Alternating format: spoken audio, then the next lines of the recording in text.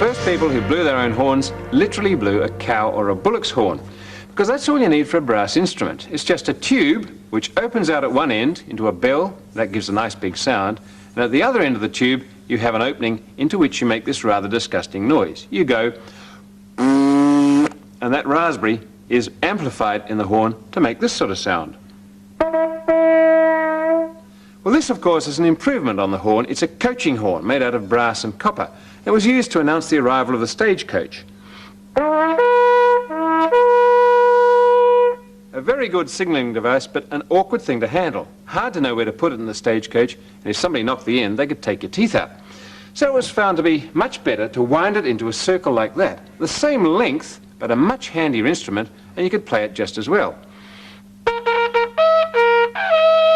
And being handy, you could carry it around on a horse, and it was a hunting horn. And indeed, being a good signalling device, it became a battle horn or a bugle. And this is a very elaborate one. Makes a good sound.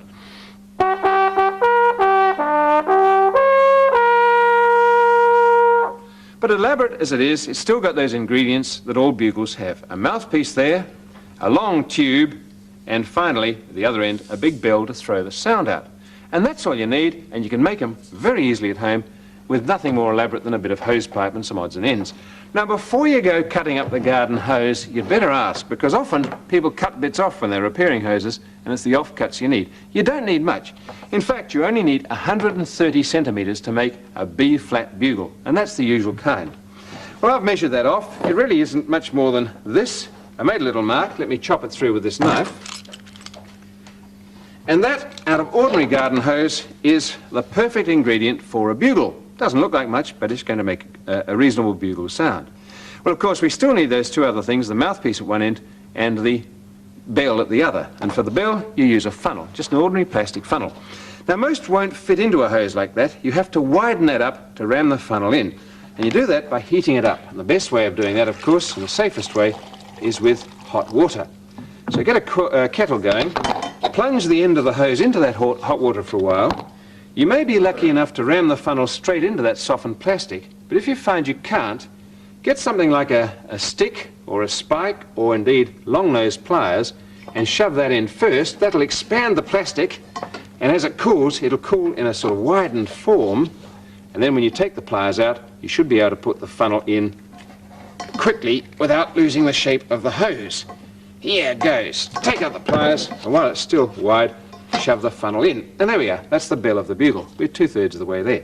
Notice, though, that that's added a certain amount of length. It's added the length of the funnel that sticks out there. So we have to chop that length off the other end of the hose.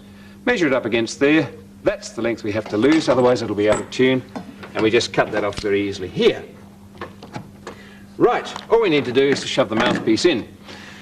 Now, fortunately, when you come to mouthpieces, hardware's now stacked all sorts of things in the hosing department. You can get hose attachments like that allow you to slide the thing onto a tap with a rubber fitting. It's nice and soft on the lips, but it makes a rather blurty sound. It'll do, but it's not good. This one's great if you've got thick lips. It's a plastic sort of attachment there, screws onto the tap. It has a snap lock fitting there, but it's a bit breathy if your mouth is small. The one I like is this one, and I've already put it into the other end of the hose here. There we are. You notice that it's another sort of hose fitting of the type that we had, snap lock fitting there, and notice that that size there is just about the same as the bugle mouthpiece. It's really good. It means you can get the high notes. That means you can get the full range of bugle announcements. Well, let's assemble one of these. Let's put that back into this proper length of hose. Let's put the funnel in the other end, because this piece of hose I know is cut to the right length. Here we go. And I think you'll find that that's a very acceptable bugle.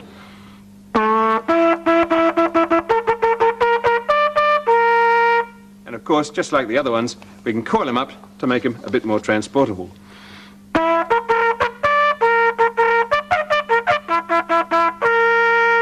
If you like that, you can of course go to wider hosing, make it twice as long and get a bigger funnel, and you can make a bass bugle. And of course, if you make these all the same size and length, you can have your own bugle band. It can sound quite good. Have a listen.